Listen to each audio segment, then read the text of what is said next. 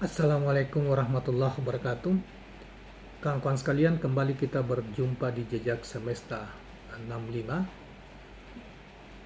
Saya berharap bahwa kita semua dalam keadaan sehat walafiat, sehingga kita selalu dalam lindungan Tuhan, dalam bimbingannya, dan kita dapat melaksanakan kegiatan kita sehari-hari dengan sebaik-baiknya.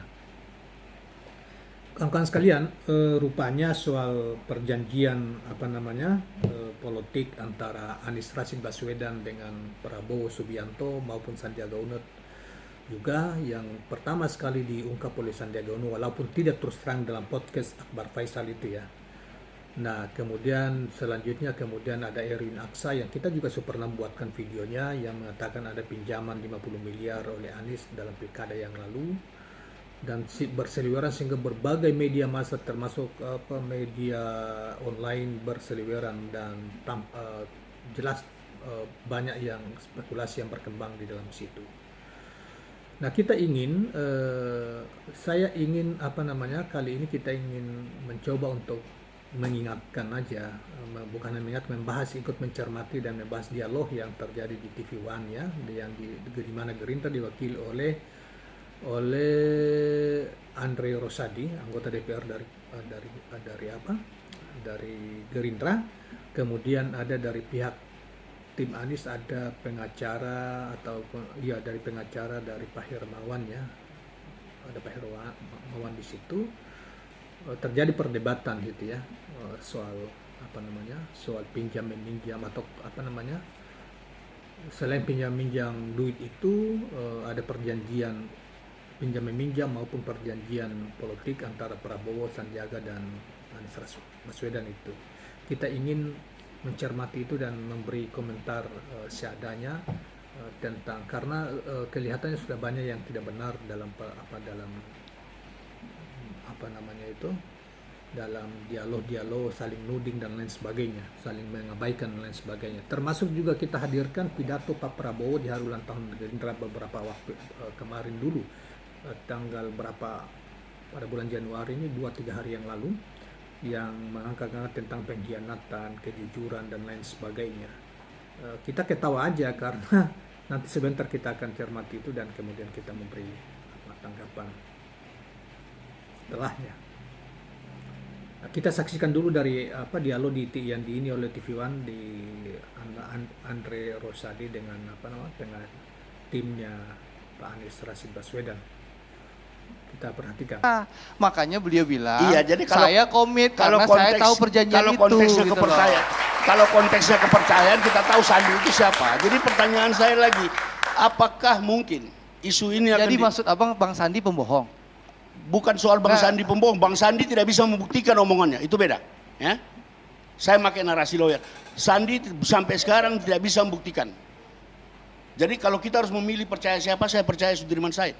Sama-sama tidak ada bukti. Mungkin kalau dari segi dalam pandangan saya, dalam subjektivitas saya, Sudirman Said lebih kredibel daripada yang lain. Jadi poin saya begini loh.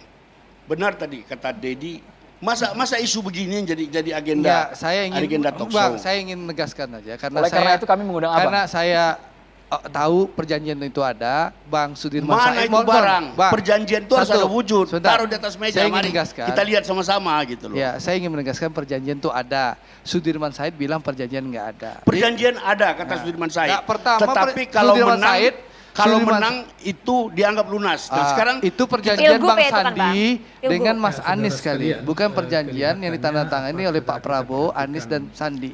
kalau itu Ada beda kali itu, Bang. konteks ini kedua kan, kalau yang pertama tadi yang dengan Prabowo itu konteksnya pemilu 2019. Ada di beberapa televisi. Ada hal Anies yang mengatakan aneh. saya Perjanjian tidak bahwa bersedia. Nih, saya jelaskan ini Saya dikit tidak ya. bersedia, saya ingin Di surat menyelesaikan tugas perjanjian saya. itu nggak ada angka tahun 2019. Jadi Yang nggak ada mana tahunnya, buktinya? Bang. Saya mengatakan ada, Seakan-akan Anda mengatakan tidak ada, tidak boleh dan Anies Anda yang mulai mana buktinya? Kita Artinya hingga saat ini masih berlaku perjanjian itu, Bang? Sekalipun Jelas 2020. pernyataan Bang Sandi berapa minggu yang lalu Prabowo kalah, bahwa kemudian waktu masih doorstop keluar 2025 istana calon bahwa lagi boleh. saya Seakan-akan kalau sampai itu sekarang tidak mungkin. komit Jadi, begini, melaksanakan. Andre. Bentar Bang, gantian lah Bang, boleh lah. Saya Silakan. ditanya, abang belum berkuasai susah kasih orang bicara. mulai, Ngeri ya Bang. mulai. Andre Rosadi naif. Jangankan Anies, saya pun akan tidak mau dengan cara kayak begitu. Tetapi banyak orang, termasuk kalau cermati dialog antara Najwa Shihab dan Anies Rashid Baswedan yang menjadi rujukan oleh kita, termasuk juga oleh para, itu kan Anies tidak pernah mengatakan bahwa seakan-akan ada tersirat di situ untuk tahun 2019 itu Anies tidak akan mengganggu, tapi mendukung pencalonan Prabowo sebagai presiden. Bahkan dia diajak untuk jadi wakilnya Pak Prabowo, tapi Anies lebih memilih untuk menyelesaikan tugasnya di DKI gitu loh. Nah sekarang kalau itu misalnya Anies tidak boleh calon sepanjang Prabowo itu calon gitu loh. Calon misalnya 2024 calon, kalah lagi misalnya. Kemudian masih hidup mau nyalon lagi, nyapres lagi 2029. Dan tidak boleh Anies calon. Itu kan ini aneh ini teman-teman Gerindra dan Andre Rosadi. Jadi saya kira konteksnya jelas sekali itu kalau kita perhatikan ini itu mungkin ya, lihat konteksnya itu bukan mungkin tapi itu pasti bahwa itu di tahun 2019 seperti yang dikatakan oleh Pak Hermawan dari timnya Pak Anies itu. Jadi atau yang lain saya kira udah masuk akal lah. Masa Prabowo nyalon terus nggak boleh orang lain nyalon? Problemnya kan di situ. Dan kalau misalnya dia mau nyalon lagi kalah di 2024 Pilpres ini, kemudian Pak Prabowo mau calon lagi 2029, apa begitu Anies nggak boleh? Jadi perjanjian aneh. Jadi jelas itu Pak Andre saya kira tidak benar. Itu yang kedua, soal utang piutang kan itu ya kalau kita perhatikan juga Dr. Sudirman Said juga mengatakan bahwa dia ikut serta di dalam dan dia lihat ini perjanjiannya bahwa itu ada perjanjian itu, tetapi jika menang maka dianggap lunas ininya. So, kita tidak tahu ininya kenapa begitu jika menang anda lunas. Sandi waktu itu kan juga sebagai wakil gubernur dan menang kan, kemudian Sandi meninggalkan 1 tahun kemudian lebih memilih jadi cawapresnya Pak Prabowo di pemilu 2019 ya, kurang lebih 17 ya 1 tahun lebih lah ini yang menjadi wakil gubernur. Dia meninggalkan, mengabaikan begitu saja aspirasi yang janji-janji yang dia tularkan bersama Anies, dia tinggalkan Anies sendiri. Dan kemudian ini juga diingkari oleh Gerindra. Begitu PKS dukung Gerindra, janjinya nanti wakil gubernurnya diserahkan ke PKS, ternyata dibohongi oleh Gerindra juga. Pasang juga Gerindra jadi wakil gubernur. Jadi sudahlah. Ini kita juga tahu kok ini yang mengamati dinamika politik di DKI itu termasuk Gerindra. Perjanjian yang nanti dikasih ke PKS wakil gubernur yang penting PKS dukung ini ternyata bohong. Jadi banyak sekali kebohongan dalam dinamika politik di Gerindra maupun di ini. Jadi jangan menganggap seakan-akan bahwa dengan itu isu itu coba dimainkan. Padahal itu kan soal pinjam meminjam kan hal biasa, dan itu menunjukkan bahwa Anies sudah menunjukkan bahwa Anies tidak berada dalam lingkaran oligarki gitu ya untuk membiayai pilkada gitu. Dan sudah selesai. Nah, cuma Sandiaga ini kelihatannya ada yang tidak beres. Sengaja isu ini dimainkan oleh Gerindra karena melihat supaya itu diharapkan menjadi citra buruk bagi Anies. Tetapi justru sebaliknya, orang akan mengungkit tentang kebohongan-kebohongan dan seterusnya yang dilakukan oleh Gerindra di DKI gitu lah. Sandiaga juga berbohong meninggalkan setelah berjanji kepada rakyat 1 tahun kemudian meninggalkan mereka rakyat DKI gitu loh. Bohong ininya. Jadi sebentar nanti kita perhatikan juga pidato berikut ini, kita perhatikan pidatonya Pak Prabowo yang mengatakan pengkhianatan, tidak boleh ada pengkhianatan, tidak boleh ini dalam Gerindra harus jujur, harus ini dan sebagainya. Sebentar nanti kita buka kembali tentang perilaku mereka gitu. Ya, kita perhatikan apa yang disampaikan oleh Pak Prabowo. Gerindra itu adalah politik yang lurus, politik yang benar, politik yang tidak pernah mau berkhianat, tidak pernah mau menipu. Ada yang mengatakan politik itu kotor, silahkan. Kita memilih politik yang bersih, politik yang lurus. Ada yang mengatakan Prabowo sering dibohongi, Prabowo sering dikhianati. Tidak ada masalah. Yang penting adalah Prabowo tidak bohong dan tidak berkhianat. Ya, Lalu apa saudara-saudara saja yang sekalian, dibahas di sebagaimana perayaan kita hari ulang perhatikan potongan pidato dari Prabowo yang kita screenshot dari dari televisi Kompas ya, yang di hari ulang tahun pidato ini sampaikan di ulang tahun Gerindra beberapa waktu yang lalu. Tapi ini kan juga menjadi lelucon bagi kita. Semua orang pendukung Pak Prabowo yang kami ini juga pendukung Prabowo, pemilih Prabowo ini lucu. Lucunya itu Prabowo seakan-akan memberi sinyal kepada kader, memberi sinyal kepada orang tertentu, kepada kader ditegaskan, tetapi kata bahwa dia bukan tipe orang pemimpin yang berkhianat. Ya, yang kedua, bukan tipe orang pemimpin yang berbohong.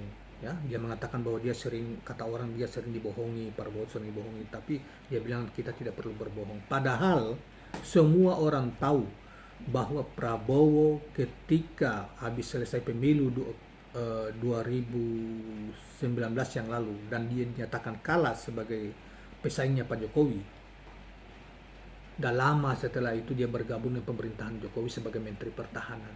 Dia tinggalkan begitu saja tanpa pamit.